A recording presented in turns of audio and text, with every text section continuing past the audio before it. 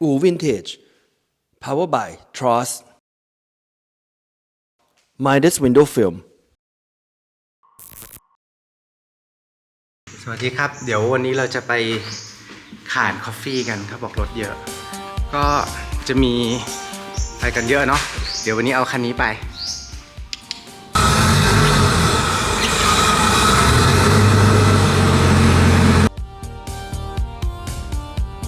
ถึงแล้วเด้อมารวมตัวกันกับเลนไดฟ์ก่อนแล้วเดี๋ยวเราค่อยเข้าไปด้วยกันอีกที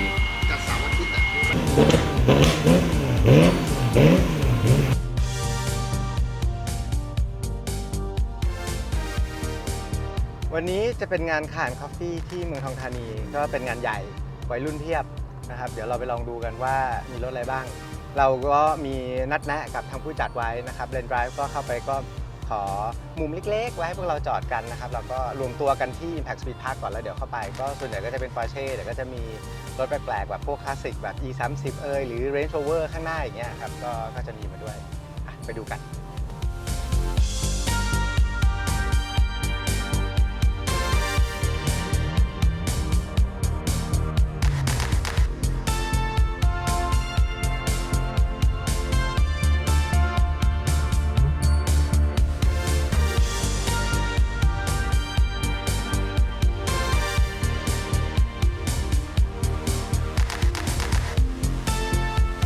ถึงข่านคอฟฟี่แล้วนะครับก็จริงๆเมื่อเช้าขับจิปซี่มาแต่จิปซี่ทรยศพอจอดรวมตัวกันกับเพื่อนปุ๊บสตาร์ทไม่ติดซะงั้นโชคดีว่าซินดี้อยู่ที่นี่พอดีก็เลยเอาซินดี้ขึ้นมาแทนวันนี้ก็มีซินดี้แล้วก็มีเพนคิลเลอร์มานะครับอันนั้นรถมาริโอก็ RWB เหมือนกันสีเขียวอันนี้น่าจะรถพี่ฤทธิ์หรือเปล่าหรือพี่ฤทธิ์ขายไปแล้วจำไม่ได้แล้วไม่ใช่รถพี่ฤทธิ์ขายไปแล้วแล้วก็เป็นของรถพี่ส้มนะครับบรรยากาศก็จะเป็นมิกซ์นะครับไม่ได้รวมว่าต้องยี่ห้อไหนยี่ห้อหนึ่งก็เป็นงานรวมคนรักรถนะผมว่าสนุกดีงานแบบนี้ได้เจอกันสีสันนะครับทุกคนก็ดูรถของกันและกันมาไปดูกันต่ออันนี้รถพี่ส้มนะครับเป็นป๊อตที่อยู่ใน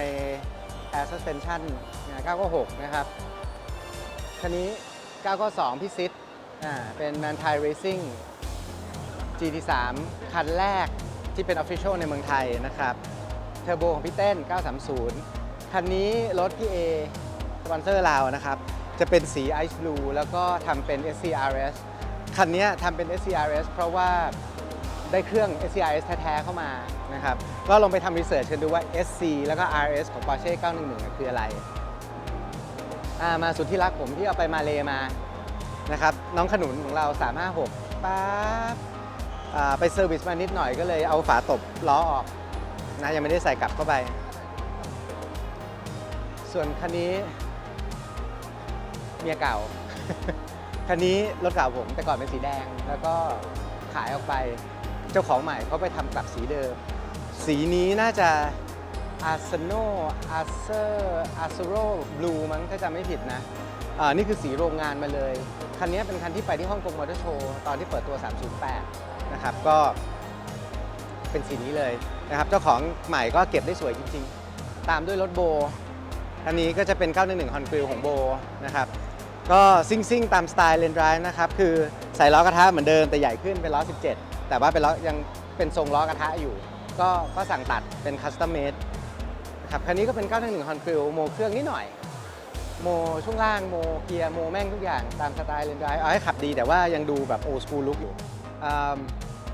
Range Rover Classic ของพอ3ประตูก็หายากนะครับสีสวยล้อตรงสเปคนะครับแต่ว่าคันนี้เราใส่เครื่องของตัว Discovery 1 เพื่อให้มัน reliable กว่าแล้วก็ขับสนุกขึ้นนะครับเป็นเกียร์ออโต้พอเน้นขับสบายได้ลุครถมากมายหลากหลายเลยพูดจริงว่าไม่รู้จักทุกรุ่นหรอกนะไม่ได้เป็นกูรูรถขนาดนั้นก็แค่เคยเล่นมานิดๆหน่อยๆนี่ KE 25น่ารักคือฝาตบ Porsche เนี่ยที่เขาเรียกฝาตบเนี่ยคนจะนึกว่ามันเอาไว้ตบแต่มันตบจริงไม่ได้นะเพราะมันเป็นเหล็ก2ชั้นถ้าเกิดมันบุกปุ๊บเนี่ยมันเคาะกลับมาไม่ได้เพราะมันเป็น2ชั้นในวิธีใส่เนี่ยมันเลยต้องใส่แบบมันต้องใส่แบบพร้อมกัน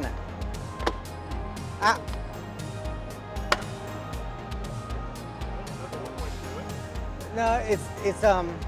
it's a real thing so it has double layers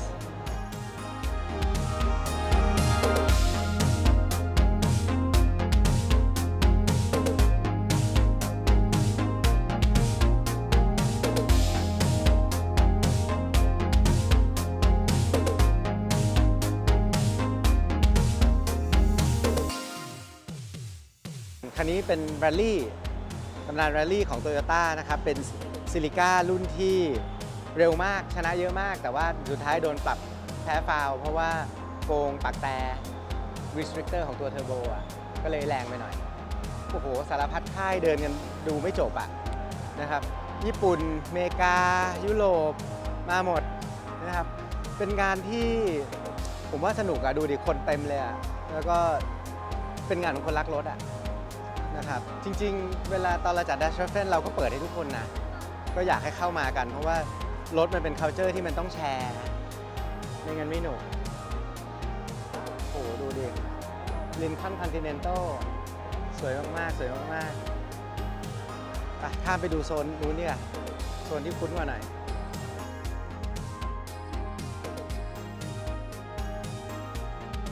งานนี้มันงานรถแต่งอะมันไม่ใช่แบบรถธรรมดาคือทุกคนชอบรถในรุ่นของตัวเองไม่ใช่รุ่นไหนดีรุ่นไหนคือทุกคนมีรถที่เรารักเราก็แต่งรถรุ่นนั้นออกมาแบบเต็มที่ของมันในสไตล์ที่เราชอบแล้วก็เอามาแชร์กันผมว่าสนุกดีครับส่วนใหญ่ก็จะสแตนด์หน่อยๆอ่ะแน่นอนอ่ะเด็กซิ่งเราก็คือเปลี่ยนแม็กโหลดใช่ไหมเนี่ยโฟกอล์ฟนี่น่าจะกอล์ฟ3ใช่ไหมฟากอนสวยๆผมเคยมีคันหนึ่งด้วยนะนี่ DTM นี่ก็เป็น190 Evo 2ทำมาซะสวยเชียรถเนี่ยเวลาเราชมเนี่ยบางทีเราไม่ต้องมาดูหรอกรถแท้รถไม่แท้อะไรยังไงคือบางรุ่นมันไม่มีแน่ๆอย่าง190 Evo 2อย่างเงี้ยเมืองไทยมันไม่น่าจะมีสักกี่คันหรอกรถแท้ๆแต่ว่าถ้าเราชอบเราก็อยากทำแบบมีแบบจำลองฮีโร่ของเรามาอยู่ที่บ้านมันก็ไม่ได้ผิดอะไรนะ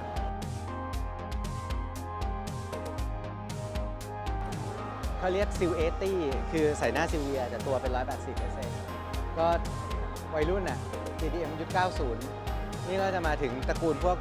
BM กันแล้วนะอันนี้ก็จะเป็น E30 คูคันนี้ก็บอดี้คิดอาเก้คันนี้ก็ชน ECE อันนี้ก็น้องกระต่ายน้อยรถอันนี้ก็รถผมเองเหมือนกันคันนี้เป็น Volkswagen Rabbit นะครับเป็น Mark 1 Cabrioletก็จะเป็นชุดแต่งของ Carman อันนี้คือตัวสุดท้ายตอนที่ตัวนี้ออกมาเนี่ยก๊อฟ3ยังไม่ออก Cabriolet ยังขาย Cabriolet ของก๊อฟ1อยู่ต้องลองดูคันนี้ไปทำสีมาใหม่เป็น Tiffany Blue Tiffany Green Tiffany Blue แล้วแต่จะเรียกแล้วก็รถพี่ต้นแก๊งเลนไดรฟ์ของเราเมื่อกี้มาด้วยกันนะครับเป็น997คลีนล้อชุดนี้สวยมากผมชอบมากล้อชุดนี้น้องดนโชว์รถอยู่ก็จะเป็น GT4 ของน้องดนนะครับเป็น Cayman GT4 สี Ruby Star Neoวัยรุ่นปรี๊ดแล้วก็ตามด้วย Mother of all Porsche GT2 RS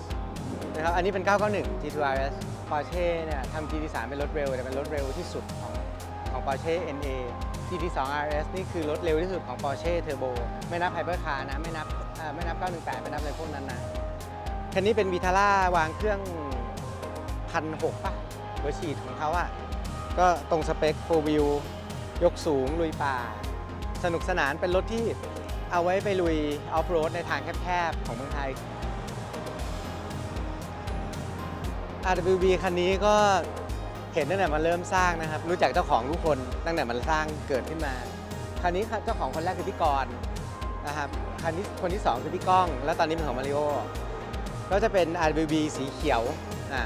ในเมืองไทยมี2คันสีเขียวนะครับ964ทั้งคู่คันนี้เนี่ยเขาไปเติมมาสังเกตนะล้อหน้านี่อย่างเท่ล้อหน้ามันจะเป็นรุ่น Aero อ่ะที่เป็นดิสปิดเพื่อให้ลู่อากาศมากขึ้นนะครับแล้วก็มีคลีบระบายความร้อนเท่มากอันนี้อยากได้มากแต่ว่าตอนทำท่าทางจะเหนื่อยน่าดูแล้วก็เรียงไปก็เป็น RWB ของผมเป็นเพนคิลเลอร์สีแดงคันนั้นเป็น930 Turbo 930 Turbo คันเดียวในเมืองไทยที่เป็น RWB อะนะคันแรกนอกญี่ปุ่นที่เป็น 930 แล้วก็ Cinderella เราคันนี้น่าจะเคยเห็นกันอยู่แล้วในคลิปในช่องก็จะมีของ2คันนี้อธิบายไว้อยู่แล้วคันนี้เป็นกันชนย่นทาก้านะครับ นะครับ ก็เอามาทำ RWB ใช่ คันนี้พวงมาลัยซ้ายด้วย เท่มาก เครื่องอย่างเจ๋ง เรามาเจอเพื่อนร่วมยถากรรมแล้วครับ เป็นน้องผมที่ติดจ่อยให้ตามไปมาเลยแล้วก็กลับกันมาครับวันนี้ก็เอา RWB เข้ามาโชว์ ที่เมื่อกี้เล่าให้ฟังว่าคันนี้เรารู้จักโอเนอร์หมด คันนี้เรารู้จักโอเนอร์ด้วยกันหมด มาเล่าเรื่องล้อให้ฟังหน่อยเถอะกูอยากรู้เรื่องล้อมึงมากเลย กูเห็นแล้วกูแบบมึงทำไงของมึงวะ อันนี้เป็น Speed Disc ก็จริงๆมันเป็นสปีดดิสที่ขึ้นบ้านเราเลยครับคือตอนนั้นน่ะผมกับโอ้ก็คุยกันว่ารถมันสวยอยู่แล้ว เราจะแต่ง RWB ยังไงให้ไม่โดนด่า ก็คือเลยคิดว่าเราใส่อะไรเล็กๆน้อยๆที่มันเป็นซิกเนเจอร์เราเข้าไปดีกว่า โดยที่ไม่ยุ่งกับตัวรถเยอะอะไรอย่างเงี้ยครับก็เลยคิดว่าเฮ้ยใส่แอโรดิสสักอันดีกว่าก็เลยเป็นดีไซน์แล้วก็เลยปนว่าในเมื่อเป็นรถ 90 แล้วคันนี้มันไม่มีคาร์บอนลุคเลยเราก็เลยงั้นขอคาร์บอนชิ้นหนึ่งก็เลย เท่ เลือกมา เท่ ทำที่ล้อ เท่เท่เท่ เป็นกิมมิกเล็กๆครับ คันนี้โคตรเท่นี่ยังเกียร์ออโต้อยู่ปะหรือเกียร์ธรรมดาแล้ว เกียร์ธรรมดาแล้ว ครับ เย้ เป็น อ๋อไม่ใช่ เรียบร้อย ไปมาเลกัน เอาใหม่ ไป ไป เดี๋ยวให้พี่โอเขาขับไอ้ทาก้าไปสบายหน่อย เรารวมแก๊งไปกันดีกว่าไปอีกรอบไปอีกรอบ พร้อมซ้ำพร้อมไปทรมานบนรถอยู่แล้วเรื่องเนี้ย สนุกมากสนุกมาก เลย บ่อนี้บักเก็ตซีทไปนี่มึง แต่ก็วัดใจนะพี่โอ๋คือไปถึงก็คือแบบลงมาแบบเลสซิ่งลุกเลยนะ เดินท่านี้ คุยกันไม่รู้เรื่อง ลงมาเป็นเลสซิ่งลุกเลยลงมาเป็นเลสซิ่งลุกเลย แน่นอนจริง มาคานคอฟฟี่ครั้งแรกปะ ๆครั้งแรกครับ กูก็ครั้งแรกเหมือนกันไหนอยากฟังดีว่ารู้สึกยังไงบ้าง ก็สนุกดีครับก็ดูคนแบบมีหลากหลายดีนะครับมีทุกแบบทุกสไตล์ก็คือเหมือนมาเดินดูไอเดียดูรถกันผมว่ามันก็เป็นอะไรที่เปิดรับดีครับกระแสรถบ้านเราก็ยิ่งใหญ่ขึ้นทุกวันผมว่าก็สนุกดีที่ได้มาดูรถแปลกๆรถทุกอย่างนะครับญี่ปุ่นรถเก่ารถเมกันก็รู้สึกว่าเป็นงานรถระดับประเทศไปเรียบร้อยแล้วจากงาน ใช่ มีตติ้งเล็กๆนะครับ ใช่ ผมว่า ใช่ พี่ส้มแกก็ทำได้จนสุดทางแล้ว สุด สุดยอด จริง มากครับ ก็เป็นเอาจริงๆนะอันมันคือเหมือนงานไปเมืองนอกอ่ะ ครับ ที่ไปงานปอร์เช่งานใหญ่ที่แบบเชิญเฉพาะแบบแขกเชิญเท่านั้นอย่างเงี้ย พี่ไป คือแม่งเอารถแบบเลเจนด์น่ะรถแข่งแบบอายุ3-40 ปีแม่งจอดแล้วทุกคนเดินผ่านเงี้ย เฉียวได้เลย คือคนถ้าไม่รู้กี่ร้อยแม่งไม่มีใครจับ มารยาทถึง มารยาทอ่ะคือทุกคนเขาเคารพซึ่งกันและกัน ทุกคน respect กันว่า respect โอเค กันคือถ้าวันนี้คุณจับคุณขยี้มันซะแล้วไอ้คนที่เดินมาข้างหลังคุณเขาก็ไม่เห็นแล้วนะใช่ไหมคือมัน เป็นมารยาทผมว่าเป็นมารยาทในร่วมงานรถเป็น ใช่ มารยาท ผม เบา ว่าวงการสังคมรถไทยเนี่ยก็ปรับตัว ๆครับ ขึ้นมาอยู่ในระดับอินเตอร์แล้ว ใช่ จริงๆนะผมว่าอันนี้เป็นสิ่งที่ผมปลาบปลื้มใจมากกว่าว่าเฮ้ยเราเล่นรถในประเทศเราเนี่ยมันเทียบเท่าอ่ะแม่งเจ๋ง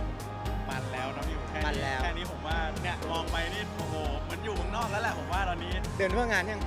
ยังเลยครับนี่ผมแค่เดินแบบวนแค่นี้ยังปวดหัวเลยพี่ผมรถมันสวยเยอะมากเลย ชั้นนี้กูยังเดินไม่หมดเลยแม่งมีข้างล่างอีก ข้างล่างเมื่อกี้เดินเข้างานมาก็รู้สึกว่าเฮ้ยโอ้โหนี่แค่ข้างล่างกันเนี่ยอะไรอย่างเงี้ยยังขึ้นไปถึงข้างบนเลย ใช่ใช่ แน่นอน แล้วเมื่อคืนเอารถมาเมื่อคืน ใช่ครับ มา แอบเข้ามาตั้งแต่ตอน2 ทุ่ม คือบางทีรถข้างในมันต้องเข้ามาก่อน ไม่งั้น ใช่ครับ มันออกันแล้วแบบเพื่อนๆเราก็เสียโอกาสอยู่ข้างนอก ใช่ไหมทำรถเขาติดก็โดนเขาด่า โด อี น ก เขาด่าอีก เอ๊ะได้เดี๋ยวไปเดินดูกันต่อ ได้ครับ ขอบคุณ ผม นะแบม ครั ครับ บ สวัสดีครับ ยินดีต้อนรับเข้าสู่อูเอดูโอนะครับ วันนี้ จริงก็ว่า พี่เต้นไม่อยู่ให้พี่เอเป็นโคโฮสแทนกับผม ป้าไปแล้วอย่างงี้ เราใช้งานสปอนเซอร์คุ้มค่า จริงก็ว่า พี่เอเคยมางานนี้ยัง ยังไม่เคยมาแบบนี้ฮะ งงไหม ไม่งงนะสนุกดี ก็ ผมงงนะ ผมไม่เคยมางานรถใหญ่ขนาดนี้มาก่อนเลยในเมืองไทย อ๋อเหรอ แล้ว เคยไปแบบที่เขาเป็นแบบโอเพนแต่มันไม่ใหญ่นานแล้ว เดินเล่นบังเอิญเจอ อันนี้ก็แบบไม่รู้เรื่องเลย คือมันรวม ถึงแบบ เขารวมเยอะมากอะพี่สนุกมาก สนุกดีคือไอ้พวกนี้เปิดหลังคาเปิดกระโปรงมานี่คือเครื่องนี่สุด สุด แล้ว ยอดทุกคัน ใช่ สุดยอดทุกคัน ก็สนุกนะพี่ ดีฮะดีได้มาเจอพวกน้องๆบางคนก็ไม่ได้เจอตั้งนาน ดี อยู่ดีๆก็มาทักกันอะไรอย่างเงี้ย ดีที่สุดคือเราอยู่ในร่มไม่ร้อนอะไม่งั้นดัชเฟนแม่งเดินตากแดดหัวแดง อันนี้สนุกนะ ผมว่าน่าจะจัดแบบนี้ ตรงนี้ บ่อยๆ บ้าง ใช่ มันเป็นอะไรที่เปลี่ยนไปหมดอ่ะ คือรวม culture รวมอะไร คนเคินก็รักรถจริง เขา อยู่ บอก ตรงนี้ดี เขาบอกรถมานี่600-700 คันนะพี่ ใช่ข้างล่างอีกเยอะ ข้างล่า นะ งเยอะมาก ยังเดินไปไม่หมดเลย ใช่เราเดินหลบมาทางนี้ดีกว่าพี่เราอยู่ตรงนี้เดี๋ยวจะมีรถมาเฉี่ยวเรา ใช้งานพอย่า ยั ยัง ดิเดี๋ยวไปดู เดี๋ยว ไปดู SCRS พี่หน่อยดิ เหรอ เออ ไอ้เคียนี่เพิ่งเคยเห็นตัวเป็นๆ อ้าว นะเนี่ย อุ้ยอัลฟา โอ้โอ้ อันนี้มันเป็นเรื่องนะ คนเล่นรถทุกคนเนี่ยเห็นอัลฟาแล้วแม่งก็จะซีดกันตลอดไม่ว่าจะชอบหรือไม่ชอบ ไม่รู้ทำไม ทุกคนแม่งซีดอัลฟาหมด เป็นไงสบายดีมาเจอเลยดีครับ ถ้าเกิดคุณเห็นปอร์เช่คันไหนดูแปลกๆ ดูแบบทรงแบบแม่งต้องมีอะไรเนี่ย ให้สมมุติไว้ก่อนว่าเป็นรถพี่เอ เฮ้ยไม่ใช่ มันจะเป็นอย่างนั้น คันนี้พี่เอทำเป็น SCRS ใช่ครับ เปลี่ยนอะไรใหม่ทั้งคัน ใช่ครับ ตัวถังเป็นกันชนยนต์ ใช่ครับ เจ้าของเดิมหล่อนิสัยดี เลอไม่ หน้า แน่ใจมันเด็กโจรนะคน หน้า ของเนี้ย หน้าเอ็นดู หน้าอุปถัมภ์ เป็นหัวหน้าโจรนะ ไม่ใช่ พี่เอแนะนำรถพี่หน่อย คันเนี้ยผมบอกกล้องไปแล้วว่าเป็น SCRS เหมือนที่เขียนไว้ท้ายรถนี่แหละ เป็นจริงๆแล้วเป็นเครื่องรถแข่ง เครื่องรถแข่ง นะครับมีทั้งหมดเอาอย่างนั้นเลยเหรอ จริงๆมันเป็นเครื่องรถแข่งนะครับ ก็ทั้งหมดนี่เครื่องจริงรถจริงมีประมาณ 20 คันนะครับ มันเป็นเครื่องอย่างนี้แหละ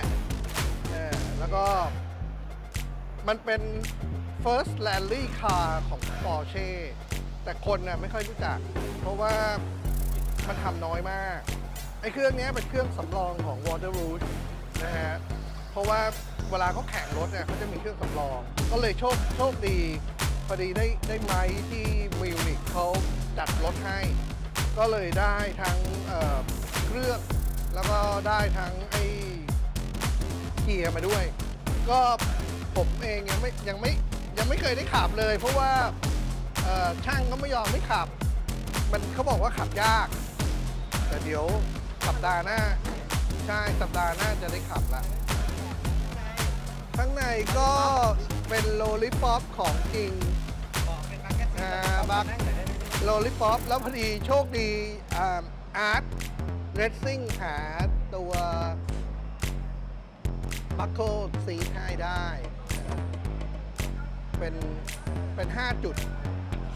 พวงมาลัยนี่ก็เป็นพวงมาลัยเก่านะใช่ต้องยก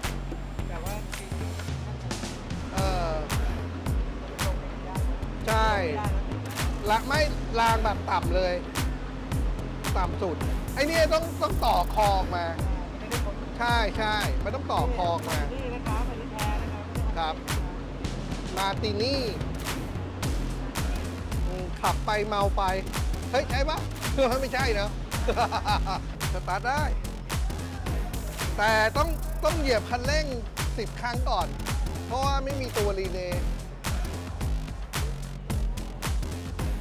วันนี้อู๋วินเทจจะให้เกียรติมาสตาร์ทรถนะครับดูวัดรอบนะครับ10,000 รอบ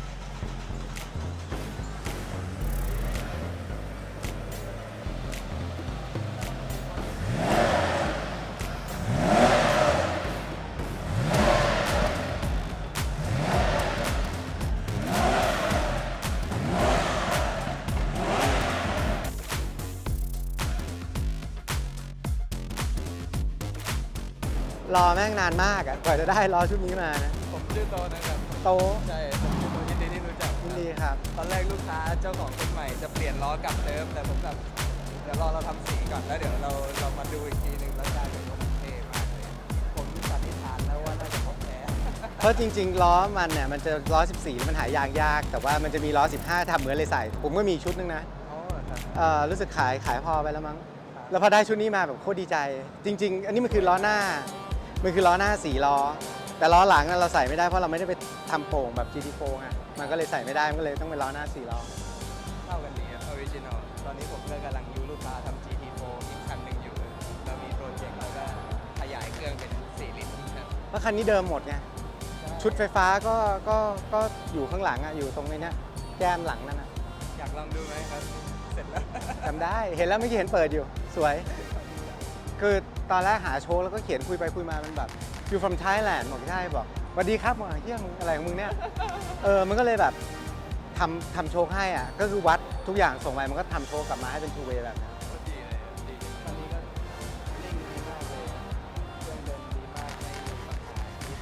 ผมได้มาใหม่ๆ ผมลืมดูมันเป็นไมล์นึกว่าเป็นกิโล ผมว่าขับไปทำไมรถมันวิ่งได้แค่นี้วะ แต่มันรู้สึกเร็วๆเอาเชื่อไมล์นี่หว่า เป็นเทรนด์นักซิ่งไทยรุ่นใหม่นะครับ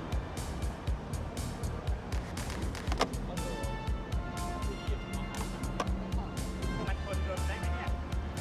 คันนี้ก็เป็น DTM Hero ของผมนะครับ ผมชอบมากรุ่นเนี้ยเป็น C Class DTM เครื่องเกียร์อะไรยังไงไม่รู้แต่โคตรเท่พูดเลย ข้างล่างนี่เขาก็จะออกแนวสแตนซ์เยอะๆ แล้วก็มีแบกกลองแบกจักรยานอะไรเงี้ยเท่ๆนะครับอันนี้ก็จะสแตนเอาแบบเอาคากองคาพื้นเลย ก็สวยนะ ใจผมชอบนะ ใครจะบอกขับได้ไม่ได้ไงก็ แล้วแต่คนคิดแต่ผมชอบแบบเนี้ยคือคันนี้ E34 เป็นวากอนด้วยแล้วสแตนด้วยแล้วหลังคาเป็นถลกเปิดได้ทั้งอันด้วยโคตรเท่อะทางนี้ก็มา JDM Classic นะครับ ถ้าผมพูดผิดก็คอมเมนต์ไว้นะ อันนี้น่าจะ KE10 โทษ KE15 KE15 KE25 คันนี้ยังเป็นเครื่อง K อยู่เลยสวยมากเดิมๆ KE16 คันนี้ก็จะเป็นวากอนจริงๆผมชอบรถวากอนนะผมมันเท่ดีคือรถมันไม่ต้องแพงไม่ต้องหายากไม่ต้องอะไรหรอกแต่คือพอแต่งพอรักเนี่ยก็จะเห็นว่าเขาทำรถเนี้ยใส่ล้อชุดเดียวโหลดเตี้ยๆภายในเดิมๆหรือภายในแบบมีลูกเล่นนิดหน่อยก็สวยแล้วครับเราได้กุญแจมาแล้วคันนี้เป็น964ของเพื่อนผมของพอคันนี้เป็นรถในเมืองไทยแล้วก็ RS Inspire ก็มาทำเป็น RS คันนี้พาร์ททั้งคันเป็น RS หมดแล้วนะครับก็เบาะเป็นบัคเก็ตซีของ RS โร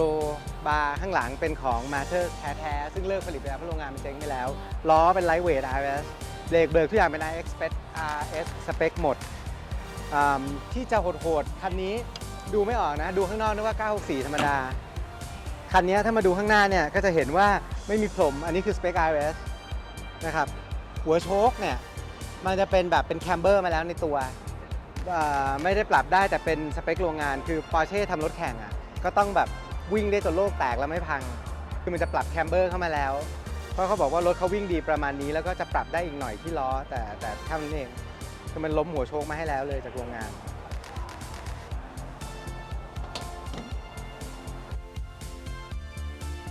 ลีดไม่มีพวกช่องเก็บของอะไรเป็นแค่แผ่นเฉยๆแล้วก็เป็นเชือกกระตุกเปิดซึ่งก็เป็นเทรนด์ของ Porsche จนทุกวันนี้ที่จะต้องเป็นตัวเปิดประตูเนี่ยเป็นเชือกเพื่อให้ไลท์เวทอันนี้คือของที่เกิน RS เครื่องคันนี้เป็นเครื่อง 3.6 โมเต็มๆถ้า Beyond RS ไปไกลมากเพราะว่าก็เป็น 3.6 โมเต็มนะครับมีแคมHigh Compression Motec M150 มั้งคันนี้นะครับคันนี้ Coil on Plug คือไปเต็มที่สุดของเครื่อง 3.6 ที่จะไปได้แล้วที่ยังขับแล้วติดแอร์ได้ต้องบอกว่าเป็น Carrera RS Plus เพราะว่าข้างนอกตัวถังอะไรทุกอย่างเนี่ยช่วงล่างเนี่ย RS หมดแต่ว่าเครื่องover spec ของ RS ไปอีกสวยมากครับคันนี้เป็น sleeper ที่ดูไม่ออกนะดูข้างนอกก็นึกว่า94ธรรมดาแต่จริงๆคันนี้แม่งสุดไปเรามาคุยกับวัยรุ่น 90 เนี่ยครับนี่นะบรรดาวัยรุ่น 90 ผมนะทีมงานเป็นไงงานเล่า ดีครับตื่นผมมาตั้งแต่ตี 5แล้วครับ มาวัน มาเลื่อนรถขึ้นครับเมื่อคืนมันฝนตกอีกแล้วก็เห็นพวกวัยรุ่นมาเนี่ย6 โมงมาวนๆอยู่แถวเนี้ยเขาไม่ตี 5 ครึ่งก็มาแล้วแต่เขายังไม่เปิดประตูเขาเปิด6 โมง คือ เปิดปุ๊บก็รถติดทันทีเลย